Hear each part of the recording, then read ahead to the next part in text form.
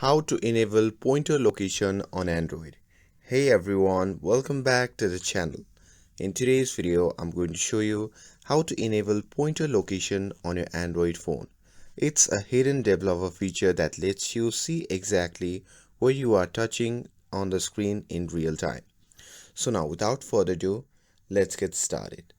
So first thing first, you have to enable the developer options.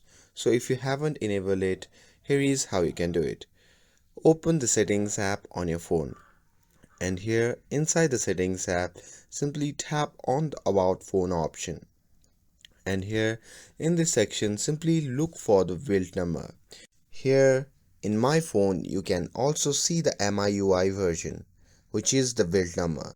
As I have already enabled my developer mode, but if you haven't, just tap on it 7 times and you would see the message that says you are now a developer. And here, once you have enabled the developer mode, simply go back to the main settings and tap on the search bar at the top.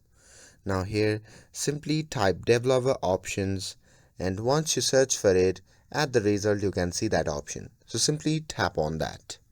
And here, once you are inside the developer options, simply scroll down until you find the option labeled as pointer location. And here, once you have found that, simply toggle it on.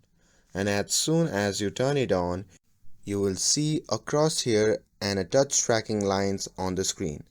And it shows coordinates at the top and leaves a trail showing your finger movement. And that's it. That's how you can enable pointer location on Android. With this, if you found this video helpful, then don't forget to like, share and subscribe to get updated for more videos. Thanks for watching, and I'll see you in the next video.